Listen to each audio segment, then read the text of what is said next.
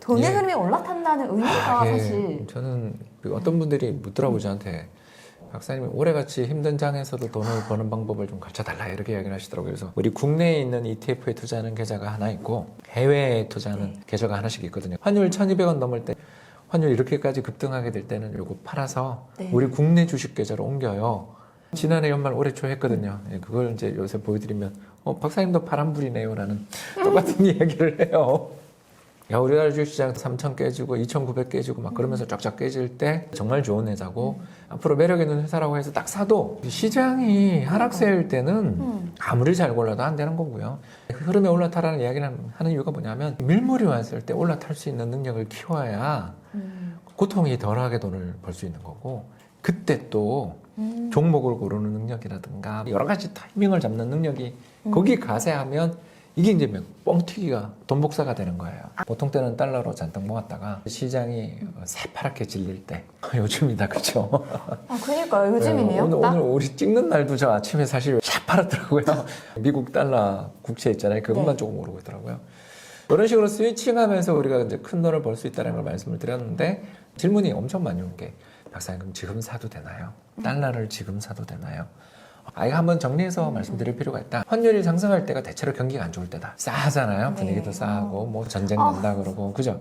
이럴 너무 때는 안 좋아. 달러를 들고 있는 게 좋다. 그리고 달러가 가격이 급등해가지고 네.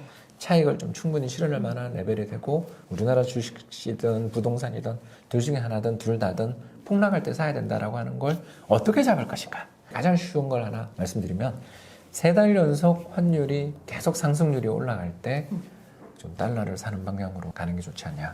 예를 들어서 작년 1월이 1,070원이었어. 이제 왜냐하면 제가 환자라고도 빠져가지고 PB 1,070원인데 오늘 지금 1,200원이에요. 네. 그럼 환율이 벌써 한 12, 13% 오른 거잖아요. 그죠, 그죠. 상승률이 플러스가 난 거죠. 네. 그리고 다음 달이 됐는데 예를 들어서 지난해 이맘때 상승률이 이제 그때 환율이 벌써 오르기 시작했거든요. 그럼 1,100원인데 네.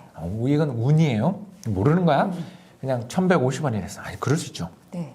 자 그러면 상승률이 아까는 12%였는데 이제 5%밖에 안 되죠. 네네. 이런 식으로 환율의 상승률이 쭉쭉 올라가다가 꺾이는 시점이 네. 출현하게 될 때는 환율의 상승 타이밍이 추가적으로 더 올라가기보다는 이제 좀 진정되겠구나 이런 생각을 한번 해볼 수가 있는 거죠.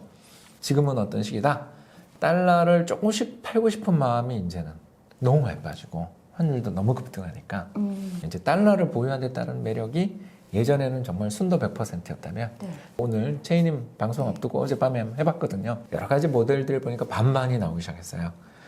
달러를 좀 팔고 한국 원화가 되게 싼 것 같아요. 한국 주식이 저 정도 가격이면 매력 있어요 라는 그런 신호가 조금씩 나오는 것 같더라고요. 그래가지고 조금 더 살려고요.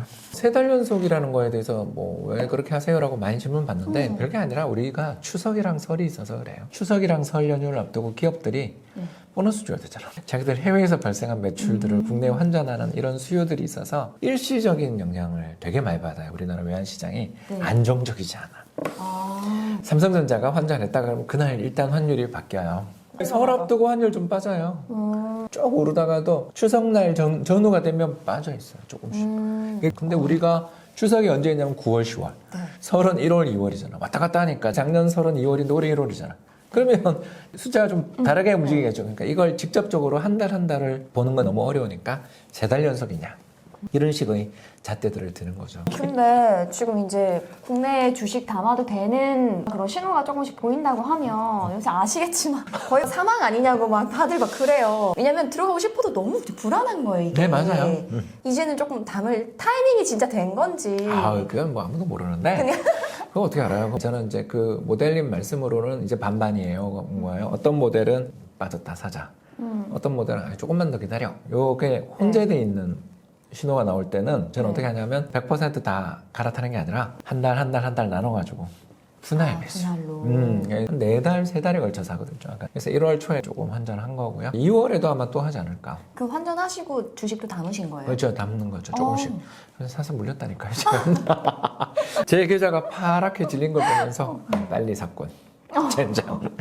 원래 그런 거예요. 사람이 모델이라는 게 만들어 놓고 지키지 않으면 그게 무슨 의미가 있어요. 그죠? 저는 이제 좋아하는 모델이 두 개 있는데, 하나는 미국 소매 판매 모델이라고 해가지고, 미국 소매 판매가 3달 연속 상승하면 우리나라 수출 전망이 개선되니까, 네. 그때 실적 발표될 때 주가가 반등할 거야. 이걸 믿으면서. 그렇잖아요. 미국의 소비자 지출이 확 늘어나면 우리나라 수출이 그 뒤에 그죠, 늘어나니까, 그러면 그 다음 분기 실적이 좋아지잖아. 그러니까 미리 사는 거지. 두 번째가 뭐냐 하면, 미국의 그 가격 지수라고 있어요. 기업들이 느끼는 체감 물가. 지난달에 비해서 이번 달 단가를 인상했어요? 라고 물어요. 그래서 예 라고 답한 사람이 많으면 우리도 좋아요. 기업들이 가격을 인상하고 막 그러면 네. 우리나라에 주문할 때 우리가 제품 가격 조금 인상해도 봐줄 거 아니에요. 감님이 가격을 올릴 때 우리도 올릴 수 있거든요. 근데 요거는 요새 가격이 계속 떨어지고 있어요. 미국 수가? 소비자들이 좀 저항감이 커진 거지.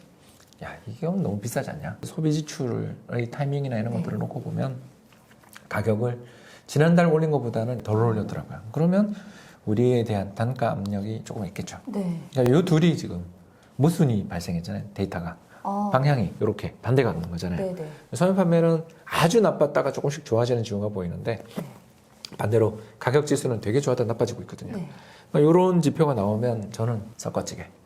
아, 원래는 같은 방향으로 가면. 대부분 가요. 어, 그런데 이제 간혹 이런 식의 그 전환점이죠. 이런. 전환점이라는 게 뭐냐면 올라갔다가 내려가는 전환점도 있는데 올라갔다가 이런 전환점도 있잖아요. 숨고르기일 수도 있으니까 알 수 없을 때는 반반.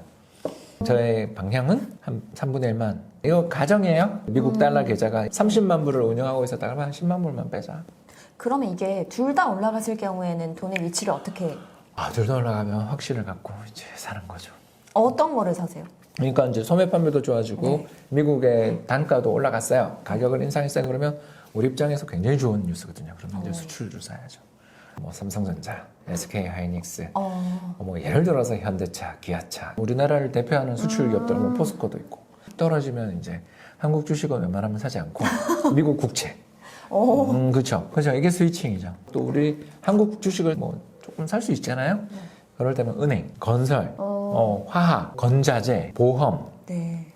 식료품, 네. 식금 이런 회사들을 주로 사게 되는 거죠. 시장을 크게 봐서 두 가지로 나눌 수 있죠. 하나는 수출, 하나는 내수, 또 하나는 굉장히 첨단 산업 아니면 굴뚝 산업. 지금은 미국 시장이나 우리 시장 다 보면 알지만 나스닥 코스닥이 더 빠지죠. 바이오 많이 빠지고 네네네. BBIG. 기술주. 그렇죠. 재작년 시장을 뜨겁게 만들었던 배터리, 바이오, 인터넷, 게임. 지금 전부 다 힘들다고요. 이런 시기는 어떤 시기다? 뉴 이코노미는 좀 힘들고, 첨단 산업은 힘들고, 먹고 사는 문제에 걸려있는 전통 산업들이 힘을 좀 발휘하는 시기인 거죠. 그런 식으로 시장에 대해서 다양하게 우리는 구분해 볼 수 있는 거죠. 30만 불 가지고 있는 것 중에 한 10만 불 팔아가지고 그걸 한국에 주식을 사긴 사는데 무섭잖아요. 지금 수출주 무섭잖아. 얼마 전에 이제 생활건강 이런 거 샀어요. 네. 많이 빠졌는데다가 좀 상대적으로 내수 비중도 크고 또 상대적으로 좀 배당도 잘 주고 안정적인 이런 회사들 위주로 조금씩 사고 또 물론 우리나라 채권도 사고 우리나라 주식 중에서도 또 배당주 이런 것도 좀 사고 그랬습니다.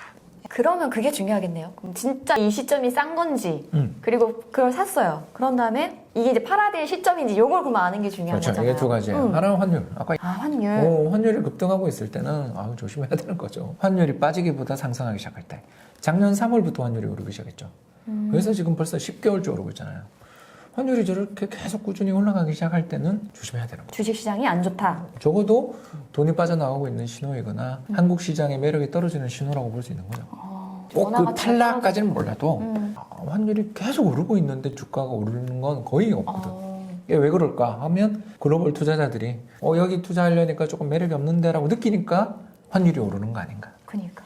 두 번째, 우리나라 시장에서 또 이게 싸냐 비싸냐를 판단하는 또 두 번째 방법이 있는데 그 KRX라고 한국 거래소에 가시면 네. 한국 주식시장이 지금 주당 순자산 가치 대비 몇 배에서 거래된다 뭐 이런 게 나오거든요.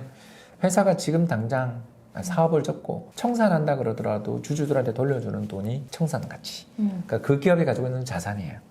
근데 그거 밑으로 내려갈 때는 투자해볼만 하더라고요. 2,800이 깨지면 1배 정도가 되는 것 같고요. 2,700대가 거의 1배 전후이고 거기서 더 떨어지면 이제 0.9배로 가는 거예요.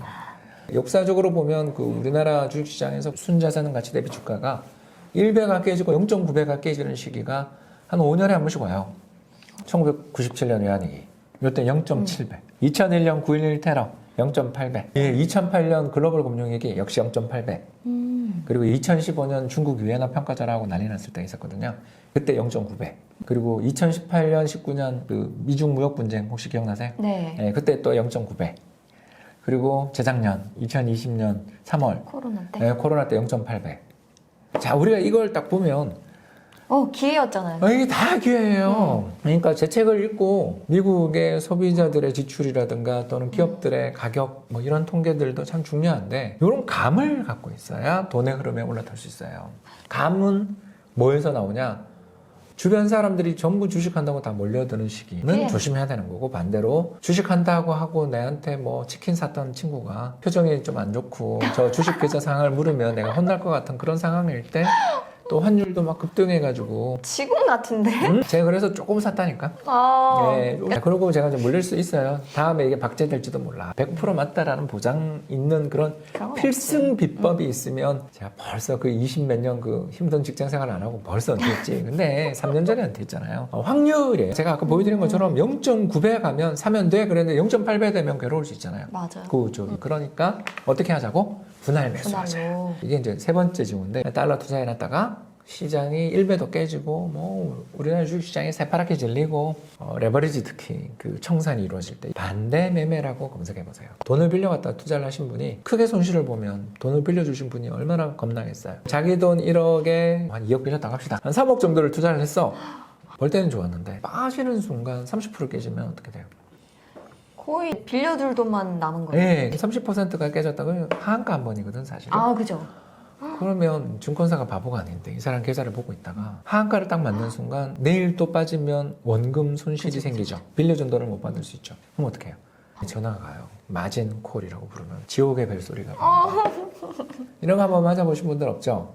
적어도 체이님 채널에는 없으실 것 같은데 외환위기 때 저는 경험이 있어요. 여러분, 제가 그런 수많은 아수라장을 견뎌왔기 때문에 다양한 전략들을 공부하고 고민하고 채널에 나와서 이렇게 썰을 풀 수 있는 이유가, 당신 해봤어? 할 때 예 라고 말하는 부끄러운 남자, 용대리였어요. 용감한 대리였어요. 저는. 그런 게 나오면 시장이 패닉에 빠져서, 왜냐면 이게 팔고 싶어 파는 게 아니라 네. 빌린 돈을 갚기 위해 어쩔 수 없이 팔아야 되는 슬픈 매도가 나오는 시기가 있거든요. 그래서 지금이 바닥이다, 그건 제가 몰라요. 한 번 더 빠질 수 있어요.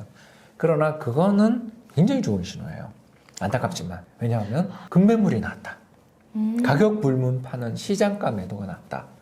이건 사실 주식시장이 바닥에 근접하고 있다는 굉장히 중요한 신호거든요. 그래서 이 세 가지 지표들 중에 꼭 제가 뭐 반대매매라는 게 나오면 사라는 것까지는 아니지만 적어도 지금 주식시장에서 신용 매수, 레버리지 투자자들의 비중이 높은 주식들은 상당히 큰 조정이 올 수도 있다는 거는 알아두셔야 되겠죠.